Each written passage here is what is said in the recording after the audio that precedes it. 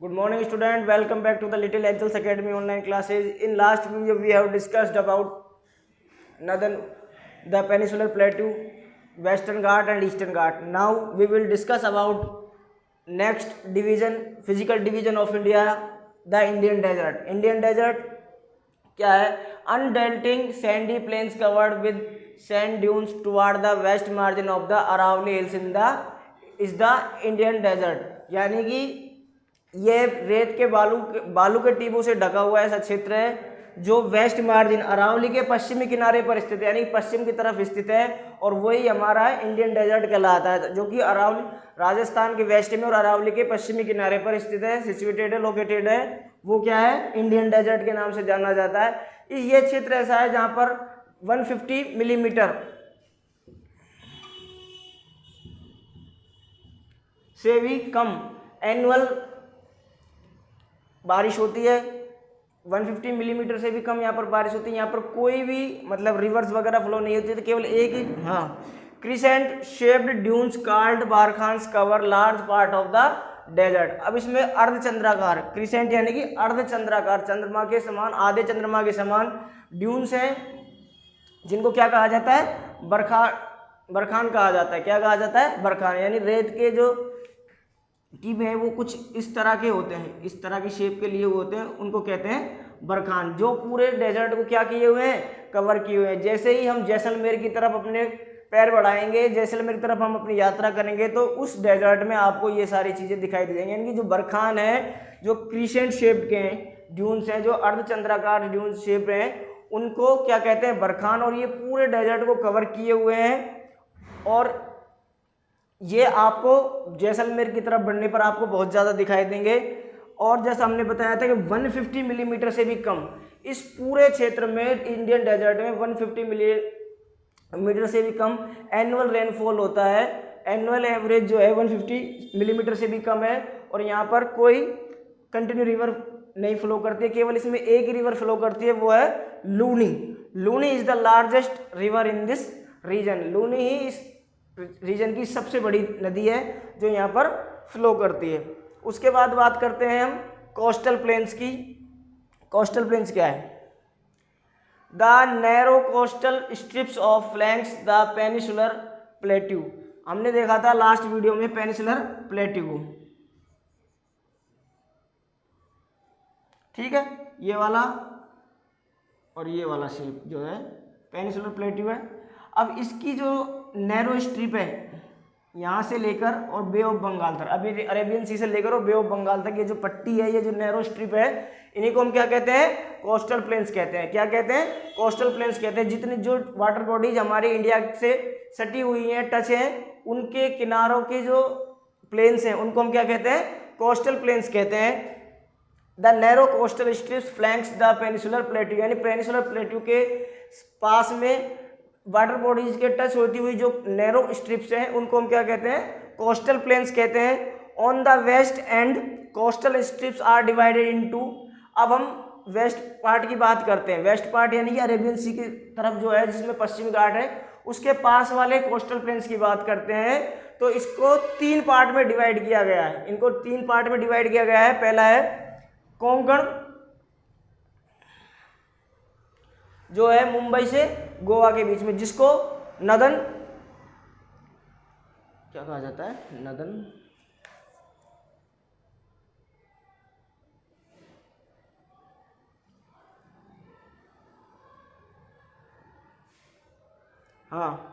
Northern coast कहा जाता है, मुंबई से गोवा के बीच वाले पार्ट को। जो पहला है, मिडिल वाले को Kannada plain and the Malabar coast from north to south. और जो तीसरा जो कोस्ट है वो है मालाबार कोस्ट, जो कहाँ पर है? North to south. उसका क्या है? एक्सटेंशन है। ये 3 डिवाइड किए गए हैं। इस वेस्टर्न कोस्ट को 3 भागों में डिवाइड किया गया है, 3 पार्ट में डिवाइड कर दिया गया है। पहला है कोंकण, जो नॉर्थन कोस्ट है, मुंबई से गोवा के बीच सिचुएटेड है। उसके बाद कन्नड़, जो मिड में है, और उसके बाद में है मालाबार कोस्टल प्लेन, जो कि नॉर्थन से साउथर्न पार्ट में है। किसके? इन दोनों कोस्टल प्लेन्स के। अब बात करते हैं on the east coastal strip is divided into northern circles and the Coromandel coast from north to southern part. Eastern part की बात करते हैं कि ईस्टर्न जो कोस्टल प्लेन्स है, जो कोस्टल स्ट्रिप है, इज डिवाइडेड इनटू नदर्न सिरकार्स, ये एक नदर्न सिरकार्स नाम का तट है, और दूसरा है कोरोमंडल। ईस्ट में जो आपको कोस्टल प्लेन्स पाए जाएंगे, जो कोस्ट पाए जाएंगे, उनको कहते हैं हम सिरकार्स, एंड दूसरा है Coromandel coast from north to southern part, वो भी नॉर्थ टू साउथर्न पार्ट में पाया जाता है। किसके? हमारे इंडिया के नॉर्थ से साउथर्न पार्ट में, उस कोस्ट के नॉर्थर्न साउथर्न पार्ट में, क्योंकि जो कोस्टल प्लेन्स है वो अरेबियन सी से लेके बे ऑफ बंगाल तक है, वो यहाँ से यहाँ तक है। इस तरीके से यहाँ पर आपको दिखाई देगा कोंकण मुंबई टू गोवा, फिर कन्नड़, और फिर उसके बाद में मालाबार कोस्ट, जो नॉर्थ से साउथ में ऐसे ये है सिरकार्स, और ये यहाँ पर क्या है लास्ट में कोरोमंडल। ये कौन सा तट है? कोरोमंडल। ये हमारे कोस्टल प्लेन्स हैं। यहाँ पर जो जो नदियाँ फ्लो करती हैं, महानदी, इस एरिया में महानदी, कावेरी, गोदावरी, कृष्णा, ये सारी नदी ईस्टर्न कोस्टल प्लेन्स के आसपास क्या करती है? फ्लो करती है। ड्रेन सिस्टम है जो क्या बनाती है? डेल्टा बनाती है। क्या बनाती है? डेल्टा बनाती है, जो ईस्टर्न घाट के बाद से निकलती हैं। ये हमारे कोस्टल प्लेन्स हो गए। फिर से देख लेते हैं the Indian desert, the undulating sandy plains covered with sand dunes toward the western margin of the Aravalli hills, जो कि बिल्कुल राजस्थान में सिचुएटेड है, और उसके वेस्ट मार्जिन पर यानी पश्चिमी किनारे पर जो भूमि बालू के टीबों से कवर हुई है, उसको हम क्या कहते हैं? अरावली हिल्स के जो पश्चिम में, उसको कहते हैं इंडियन डेजर्ट। जो डेजर्ट है उसको हम क्या कहते हैं? इंडियन डेजर्ट कहते हैं। क्रिसेंट शेप ड्यून्स कार्ड बरखांस, यहाँ पर जो रेत के टीबे वो जो क्रिसेंट शेप में पाए जाते हैं, उनको हम क्या कहते हैं? लोकल लैंग्वेज में बरखांस कहते हैं। क्या कहते हैं? Barchans. Cover large part of the desert, उसने बहुत सारे पार्ट, उस डेजर्ट के बहुत सारे पार्ट को क्या किया हुआ है? कवर किया हुआ है। और जो आपको जैसलमेर की तरफ बढ़ने पर, जैसे जैसे हम जैसलमेर की तरफ बढ़ेंगे, उसके बिल्कुल पश्चिम में जाएंगे तो ये आपको बहुत ज़्यादा दिखाई देंगे लूणी, और यहाँ पर 150 मिलीमीटर एनुअल रेनफॉल होता है। डेजर्ट में बहुत ही कम बारिश होती है, जो कि 150 मिलीमीटर उसका एनुअल है। और Luni is the only large river in this region, और लूणी जो है यहाँ पर सबसे लार्ज रिवर है। इसके अलावा और कोई रिवर नहीं है जो सी तक पहुँचती हो, ओनली यही रिवर जो है यहाँ पर सबसे ज़्यादा बहती है। द कोस्टल प्लेन्स यानी कि तटीय मैदान, हमारे इंडिया की जो कोस्टल प्लेन्स हैं, narrow coastal strip flanks the peninsular plateau, यानी पेनिसुलर प्लेट्यू के दोनों तरफ, पश्चिम घाट और ईस्टर्न घाट के पास में नैरो स्ट्रिप्स है, जो अरेबियन सी से लेकर बे ऑफ बंगाल तक जाती है, उनको हम क्या कहते हैं? कोस्टल प्लेन्स कहते हैं। On the west and coastal strips are divided into 3 coastal. अब जो वेस्ट की बात है, इस वाले पार्ट की बात करते हैं, तो ये 3 डिवाइडेड है इन 3 पार्ट्स में। जो पहला पार्ट है वो है कोंकण, जो मुंबई से गोवा के बीच में, जिसको नॉर्थर्न कोस्ट भी कहा जाता है। उसके बाद में कन्नड़, जिसको मिड कोस्ट कहा जाता है, एंड तीसरा है मालाबार कोस्ट, जो उसके नॉर्थ से लेकर साउथ में यहाँ पर इसको एक्सटेंशन है। उसके बाद में ईस्ट की बात करते हैं। East coastal plain strip is divided into northern Circars, यहाँ से लेकर यहाँ तक नॉर्थर्न सरकार्स है, and the Coromandel coast from northern to southern part, और यहाँ से northern to southern part Coromandel coast है। और यहाँ पर जो जो रिवर्स ड्रेन सिस्टम है वो उसमें महानदी, कावेरी और कृष्णा, ये सारी नदी जो है वहाँ पर फ्लो करती हैं। ये क्या बनाती है? ईस्टर्न घाट के पास में कोस्टल प्लेन्स में क्या बनाती है? डेल्टा बनाती है। ये हो गई हमारी कोस्टल प्लेन्स की बात। अब बात करते हैं हम लास्ट एंड फाइनल जो डिवीजन है, फिजिकल डिवीजन इन इंडिया का, वो है the island.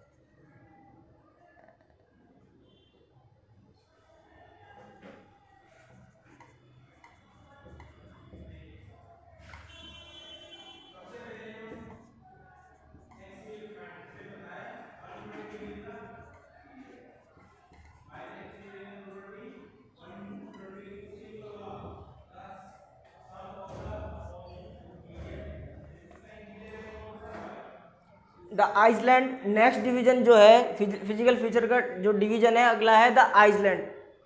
India has 2 groups of island. India के पास 2 आइसलैंड ग्रुप्स हैं, जिनमें पहला है लक्षद्वीप आइसलैंड ग्रुप, जो कि कहाँ पर पड़ता है, lying close the Malabar coast Kerala, यानी जो केरला का मालाबार कोस्ट जो है उसके नज़दीक में पड़ता है ये island groups.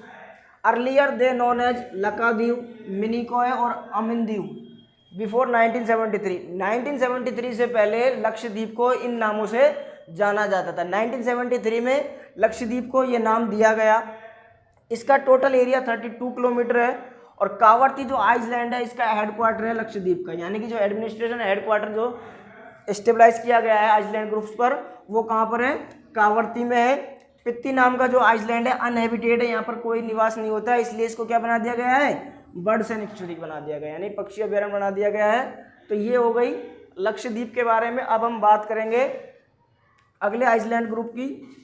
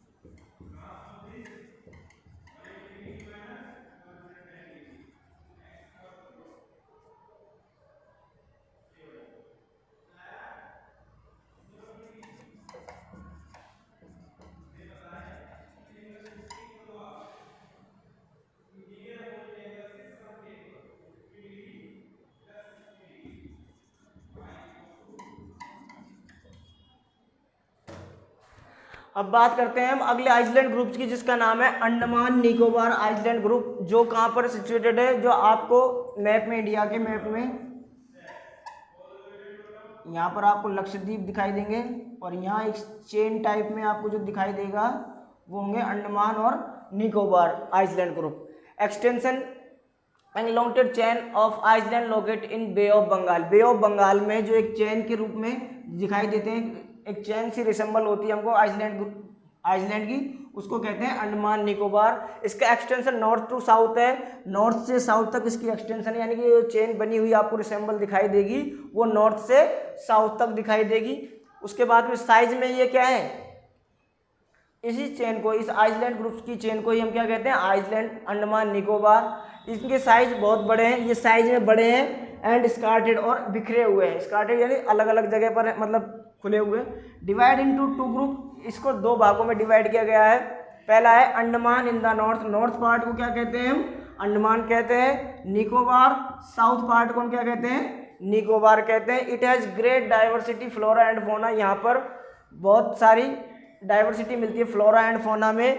Close to equator, equator line के नज़दीक है, इसलिए यहाँ पर थिक फॉरेस्ट पाए जाते हैं और इक्वेटोरियल क्लाइमेट को ये एक्सपीरियंस करते हैं। तो ये बात हो गई हमारे आइसलैंड ग्रुप की। अब थ्योरिकल बेस पर हमारे सारे फिजिकल डिवीजन हमने आपको एक्सप्लेन कर दिए हैं।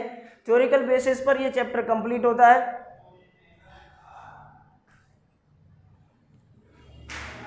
थ्योरिकल बेसिस पे चैप्टर कंप्लीट होता है। अब बात करेंगे, मिलेंगे नेक्स्ट चैप्टर में अगले वीडियो के साथ। Thank you.